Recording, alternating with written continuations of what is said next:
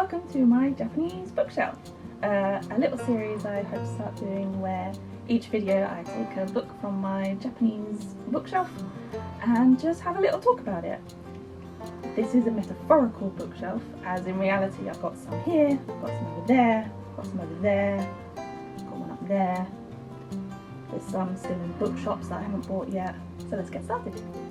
I'd like to start the first video off with Yotsubato. This series is written by Kiyohiko Azuma, who's most famous for their previous works of Azumanga Daioh, which I'm a big fan of. This series sees the young Yotsuba as she and her father move to the big city for the first time, and it follows her on her day-to-day life, on her little adventures that she goes on.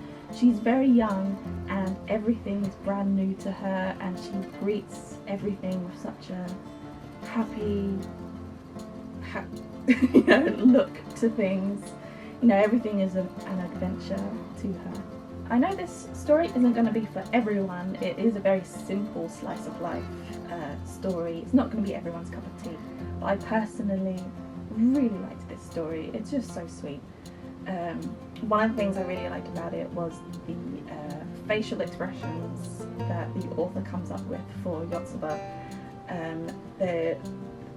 Whether it's her just being super happy and enjoying her adventure that she's going on, or whether she is sad because she can't catch any of the bugs while everyone else can, or even when her utter look of betrayal when she thinks the strawberry from her cake is going to get stolen by the utter troll that is Asagi. Some of the stories that I really like, one of them is when she and her father go to the department store, and if you've ever been to a department store with a very energetic child, you know how this story is going to end. There's the story of the bathroom lock when it gets broken and then people have to go in and out via the window.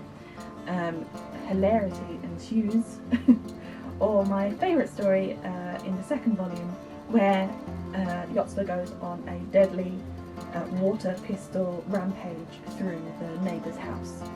For myself, for where my Japanese level is at the moment, which is at the lower end of the scale, I found that this was a very good fit for me.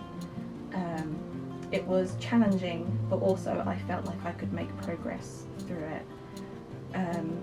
Some of the reasons for that was, one, the inclusion of furigana, which is where it phonetically spells out the kanji for you, so even if I had no idea what this kanji was, it was really easy to look up in the dictionary.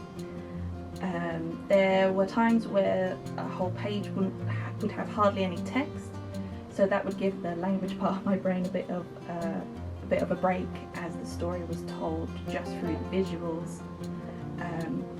And also the vocabulary that comes up in it.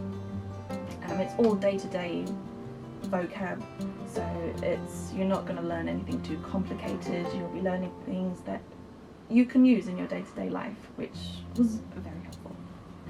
Just some final thoughts. This was a real motivator boost for my Japanese.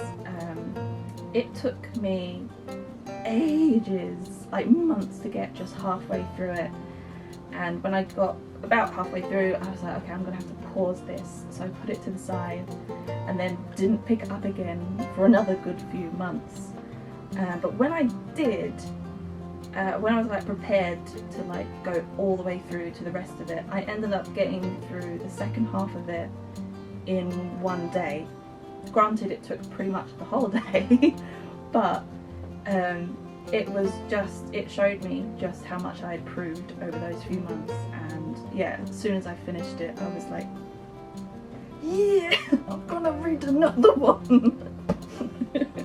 And also, this is the first manga I've been able to read in Japanese, so I think no matter what, it's gonna have a little place in my heart.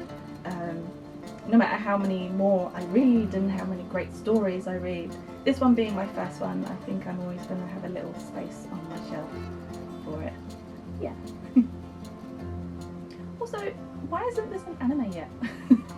I think it's just perfectly right for a little short series where each episode is like 10 minutes long and it's just super sweet and you've got some nice happy music that goes through it. Perfect. You know, like a short series like Skull Bookseller Honda-san. Is that the name of that one?